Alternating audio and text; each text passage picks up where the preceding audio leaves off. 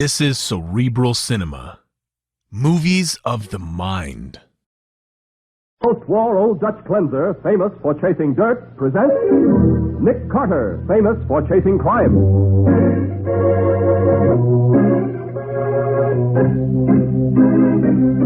Every week at this time, two great names are joined, as new post-war Old Dutch cleanser brings you one of the most resourceful and daring characters in all detective fiction, Nick Carter, Master Detective. Nick,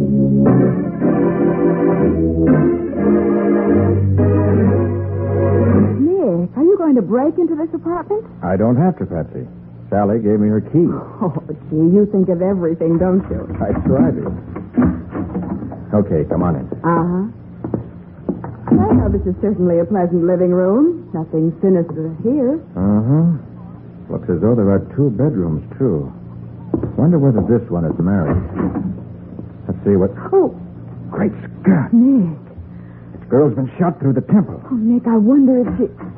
Somebody just came in the front door. It's all right, Miss Carlyle. It's...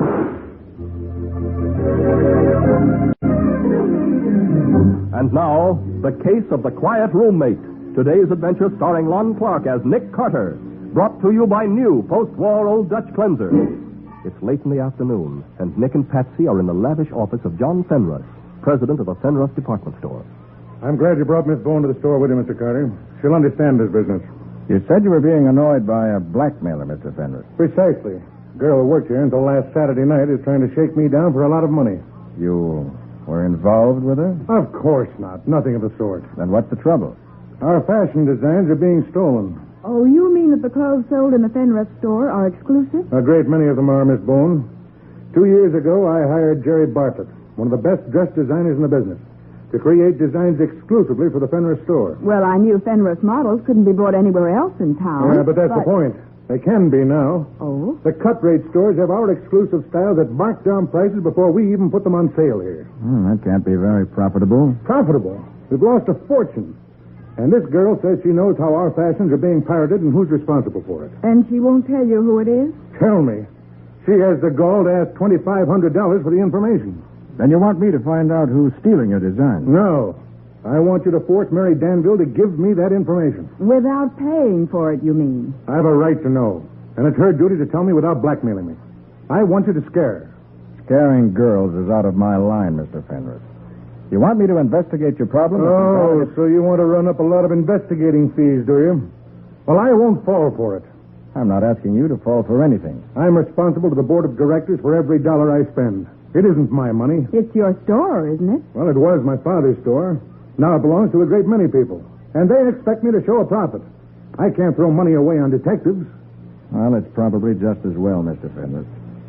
I don't think I'd enjoy working for you anyway. Mr. Carter, if my secretary were here, I'd have her show you out. Oh, we can find our way out. Come on, Patsy. With pleasure. Mr. Fenruss. Miss Carlyle, do you think my office is a public waiting room? Miss Drake isn't at her desk, and I have to see you. Just the same. What you do to Mary Danvers is none of my business. But when you start ransacking my apartment, just because... Control yourself, Miss Carlyle. I've done no such thing. Then if you didn't do it, you hired someone to. Your accusations are in particularly bad taste in front of outsiders, Miss Carlyle. Oh, don't worry about us, Mr. Fenruss. This young lady's outburst hasn't changed my opinion of you a bit. I think I'd like to talk to Miss Carlyle privately, though. I forbid it. Oh, you do? I certainly do. This man's a detective, Miss Carlyle. Fine. Mr. Detective, if you'll come down to the Fenruss exclusive shop, I'd like very much to talk to you privately.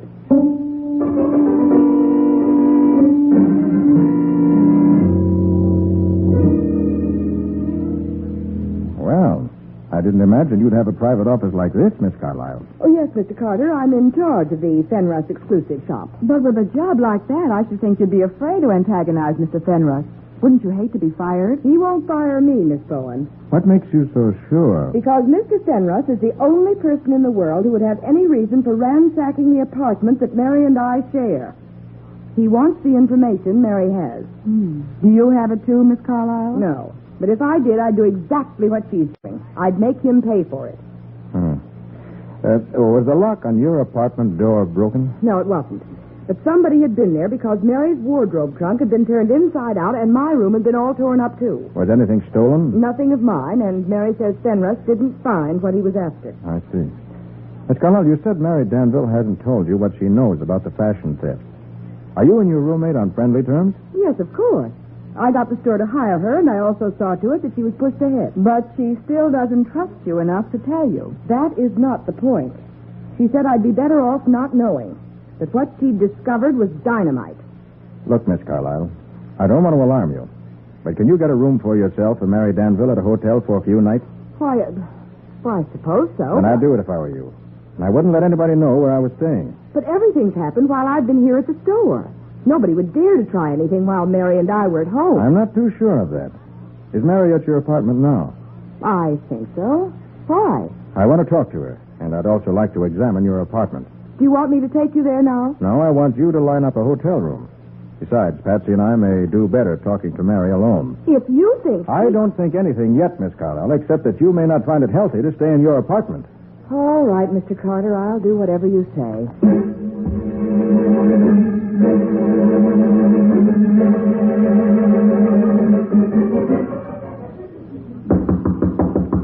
I can hear somebody in there, Nick.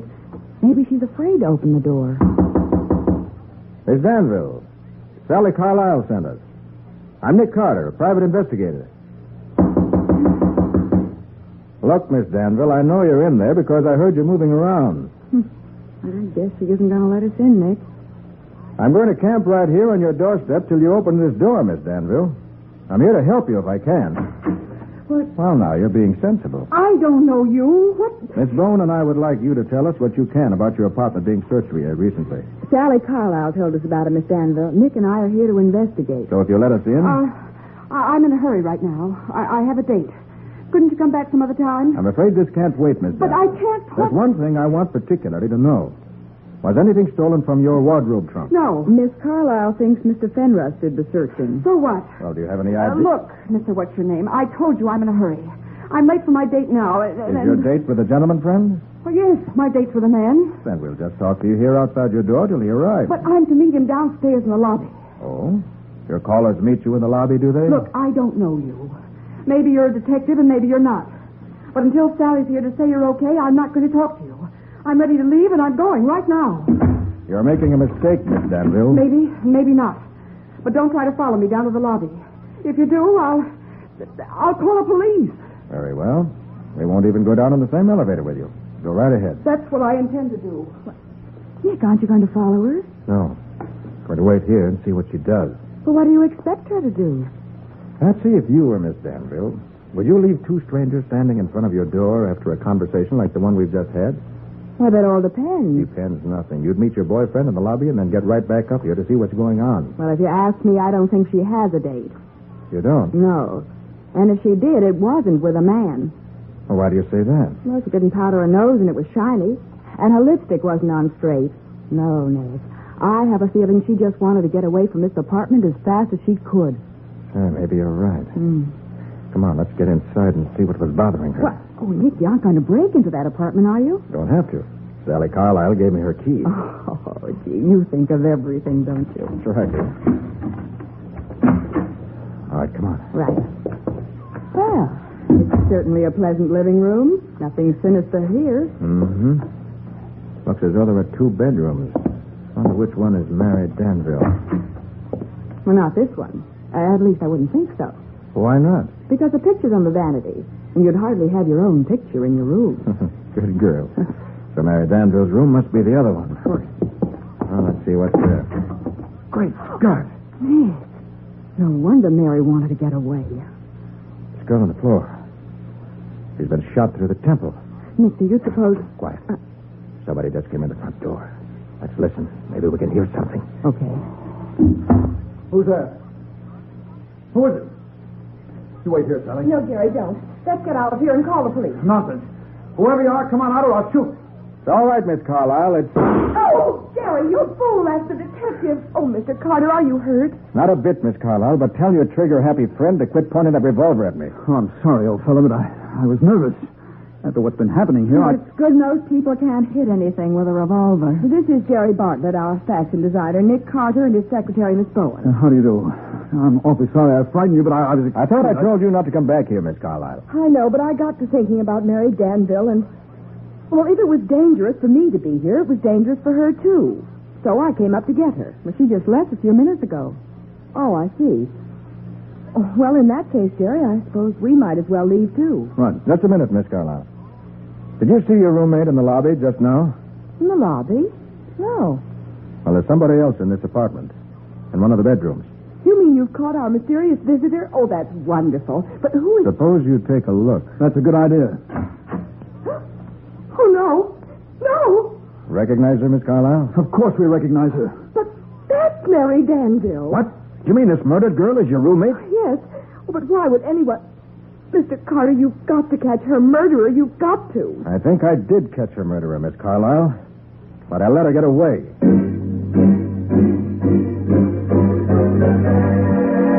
Mary Danvers was apparently murdered by the girl who made a cool, daring getaway. But the fugitive's picture is on Sally Carlisle's vanity, so we should know who she was in just a moment.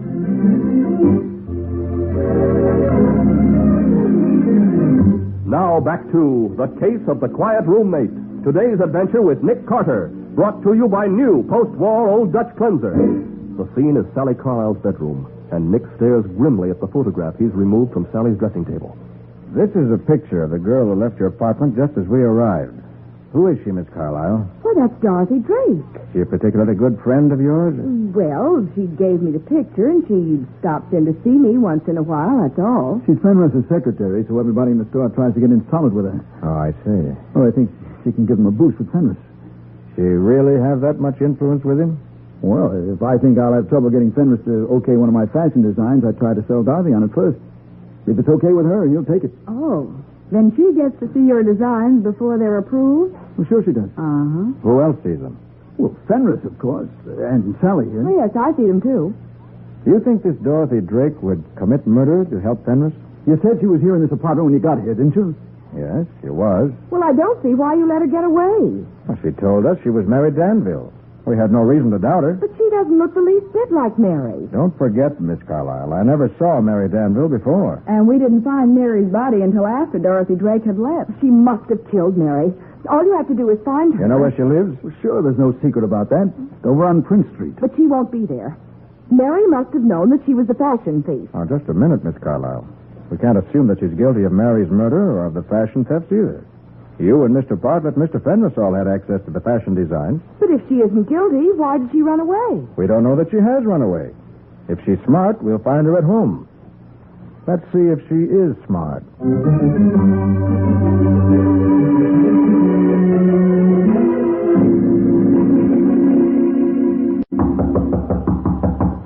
All right, come in.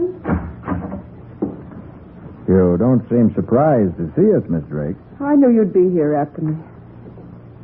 Well, are you coming in? Thanks. We are. I suppose you found Mary's body, We did.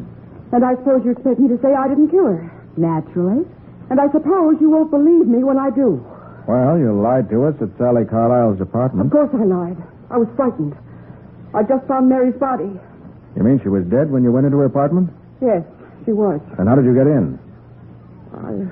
I had a key. Where'd you get it? That's none of your business. Solving murders is my business, Miss Drake, and unless you give me some straight answers, I'm going to escort you down to headquarters. I wouldn't try that if I were you. Why not? I'll sue you for false arrest, and I'll collect. You seem pretty sure of yourself. You'll find out how sure I am if you try to make trouble for me. You think Mr. Fenris will back you up, huh? I wouldn't count on that if I were you. No? Look, if you're going to take that attitude, Miss Drake, I'll have to show you I'm not bluffing. Come on. Come on, where? To headquarters. Where do you think? Now, look, you can't I do... certainly can. And if you won't come willingly with me, I'll have Sergeant Matheson of the homicide squad here within 10 You minutes. just try it and see what'll happen. Very well. Where's the telephone, Miss Drake? It's in the hall, Nick. Fine. Call Mattie, will you? Right. No! Don't you dare! Walter! Mr. Carter, Well, if I were you, I wouldn't make any phone calls until I knew what I was doing. Why, Mr. Fenrod. I won't have my secretary, myself, or the store mixed up in a murder scandal, Carter. And if you do it, I'll run you right out of business. what are you doing here, Fenris? He came because I called him as soon as I got away from Mary Danvers' apartment. Okay, now that we're back to that, Miss Drake, I still want to know why you went there. She was following orders, Carter. Your orders? Naturally. I was entitled to the information the Danville girl said she had, and I was going to get it. Even if you had to steal it. Her attempt to extort money from me was outside the law. You have to fight fire with fire. So you gave Miss Drake the key to Miss Danville's apartment. I did. Why did you get it? We have a key shop in the basement of our store. I borrowed Sally Carlisle's key from her locker long enough to have a duplicate made. Did you borrow it with Sally's permission? I told you. You have to I fight... know, you have to fight fire with fire. Okay, so you had Miss Drake sneak into Miss Danville's apartment. What was she supposed to steal? Mary Danville claimed she had a package of correspondence that proved the identity of the fashion thief. I wanted it. Hey, wait a minute. Wait a minute. You say you sent your secretary to get the letters Mary Danville had? I did. But before she'd had any chance to let you know whether she got them or not, you called me and asked me to get them. Does that make sense? It makes a lot of sense. I had no intention of hiring you. From what I'd heard about you, I was quite sure you wouldn't take the job. Suppose I'd said I would. I'd have found some excuse for not hiring you. And why did you call me? That's really very simple, Carter. If Miss Drake had been successful in getting those letters, Mary Danville would have immediately accused me of having her apartment burglarized. But I would have been in a position to deny it. How? I could have proved that I was trying to hire a detective to get the letters for me at the very time somebody else was actually getting them. Very clever, Fenris. But now you put your secretary right on the spot. He has not. I was... You were in the apartment with Mary Danville's body when we found you, Miss Drake, and you admit why you were there. But that doesn't mean... By the that way, did you get the letters? No.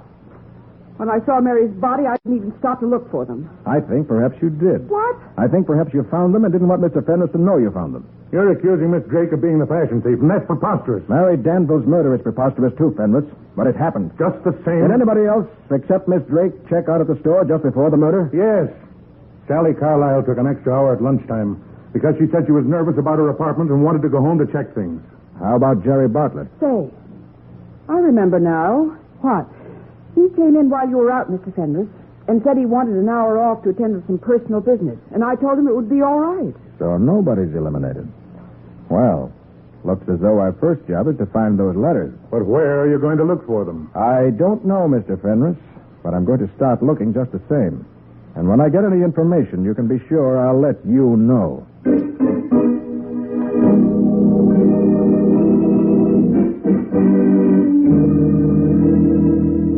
Miss Bowen, what's the idea of summoning all of us here to Carter's office in this high-handed manner? He has some information for you. He isn't even here. He said he'd be delayed a bit, Mr. Fenris. Delayed? Doesn't he know my time's valuable? Should we go back to the store, Mr. Fenris? You can go back if you like, but I'm staying right here. Oh, you are you? We'll see about that. I'm staying, too.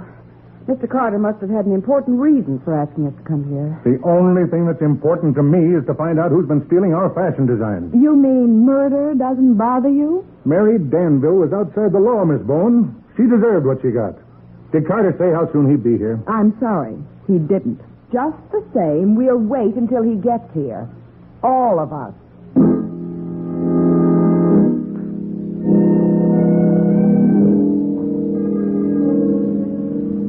This is an outrage. We've been here nearly 2 hours, and I refuse to submit to such treatment any longer. Where is Carter, anyway? I'm sure I don't know, Mr. Fenris. All he said over the phone the last time he called... I know. He said to tell us to wait. Well, I'm not going to wait any longer. I'll bet you are. Your curiosity wouldn't let you do anything else. What the devil's he up to, anyway? Oh, Miss Board wouldn't tell even if she knew, Jerry. Always not to reason why. Always just to wait. Hi, everybody. Well, it's about time, Carter. Do you realize you kept us waiting here? Yes, Mr. Fenris, I've kept you waiting about 2 hours. Well, your explanation better be good. I'm a busy man. My explanation's very good. I intended to keep you people waiting here when I called you. Why, of all the colossal I nerve... had to get you here so I could search your homes without being disturbed. You mean you... I mean, I've made a thorough search, Miss Drake, with the full approval of the police department. I'll have you thrown into jail. I'll have Calm down, Mr. Fenris.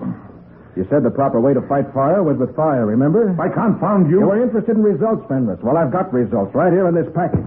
What's in it? The letters that cost Mary Danville her life, all ready to be turned over to the police. Have you read them? I haven't even examined them. I thought I'd prefer to do that with everyone present. Well, why wait any longer, then? I don't intend to wait.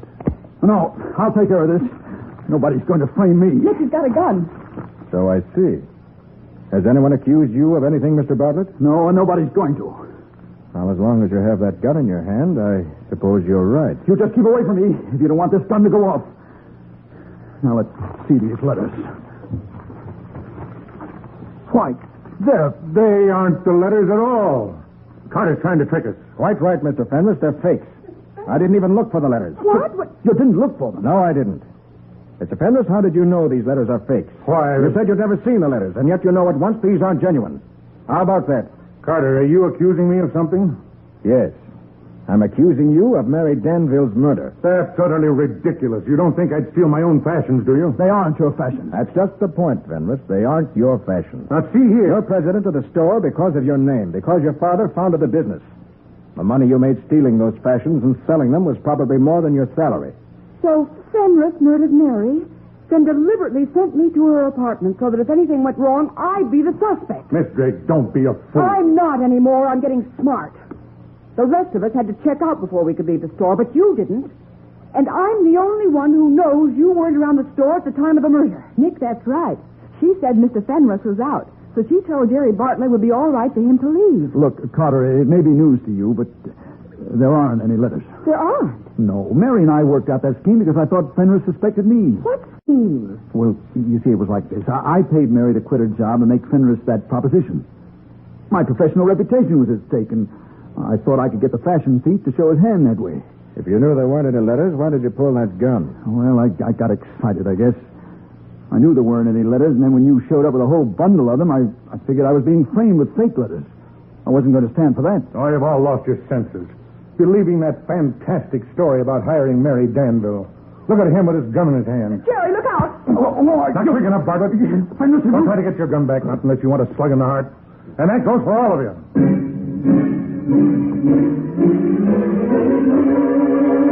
Mr. Fenris, covering the group with the revolver he grabbed from Bartlett, edges his way toward the door of Nick Carter's office. We'll see what happens in just a moment.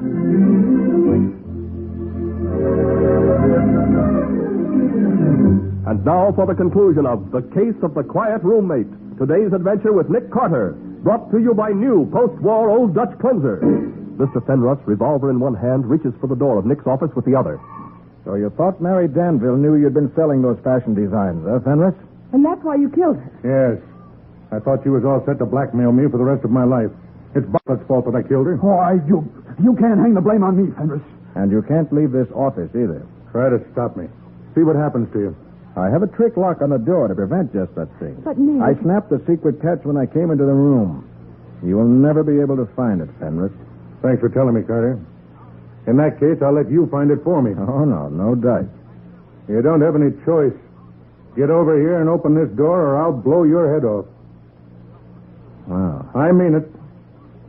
Okay. I guess you got me. Get it open. And be quick about it. All right. Take it easy, Fenris. I can't be quick about it. First you twist the door handle slightly to the left like this. And a full turn to the right like this. Don't try any funny business, Carter. I'm right behind you. And I'm ready to pull the trigger if I have to. I'm sure you are. Now you turn the doorknob to the left again. And... Open it! Wait, give me the gun, Fenner. Give it to me before I break your arm. Trick me. You slam the door into me. And I'm going to slam my left fist right into your face if you don't drop that gun. You... All right. I've got it, Carter. All right, good. Hold on to it this time. I didn't want to kill Mary Danville. I thought I had to do it. I'm sorry I can't sympathize with you. You tricked me, Carter. How did you know? I didn't know, Fenris. Didn't have any idea of who was guilty. But you remember what I said about guilty people running away? But... That's why I arranged this meeting, to give the murderer a chance to try to run away. And it worked. But if there weren't any letters, Nick, if Mary Danville didn't have any letters... There were letters, Patsy. But she didn't have them. The letters were from Fenris to the people who bought the fashion designs from him. Yes. They wouldn't buy unless I gave them something to put them in the clear in case the store ever brought any suits against them. I thought you got hold of those letters in some way. But you acted as though you thought I was double-crossing you. Why, you had me half crazy. I had to accuse someone, didn't I? And you're still trying to justify yourself, aren't you? The store should have been mine. I only got a small part of what I deserved. Well, starting right now, Fenris, you're going to get more than a small part of what you deserve. You're going to get the works.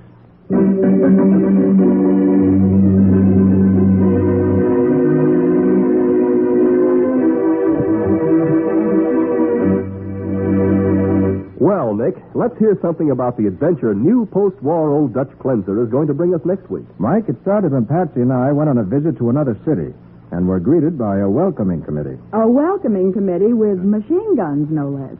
See, I went there to look for a gangster, but I spent most of my time looking for Patsy. You see, Mike, I found the gangster first, and I was sorry I ever did, believe me. Yeah, Patsy pretended to be a gun moll. She played the part entirely too well for her own safety. It sounds as though we're in for an exciting half hour, Nick. What do you call this adventure? I call it The Case of the Great Impersonation.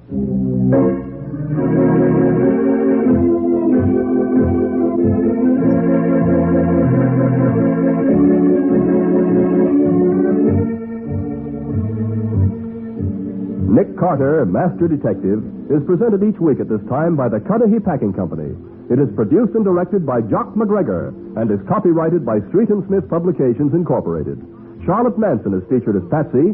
Today's script was written by George B. Anderson. Original music is played by Henry Silverne. This program is fictional, and any resemblance to actual persons, living or dead, is purely coincidental. With millions of additional children entering our schools during the next few years, the nation faces serious educational handicaps. Inferior education for our boys and girls may damage our prosperity, our traditions of freedom, our security. That's why we urge every adult to work with local civic groups and school boards to help improve educational conditions.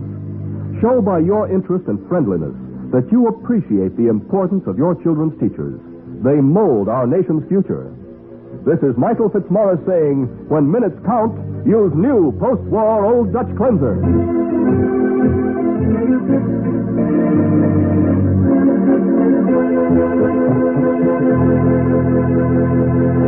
This is the Mutual Broadcasting System. Cerebral Cinema hopes you have enjoyed this movie of the mind.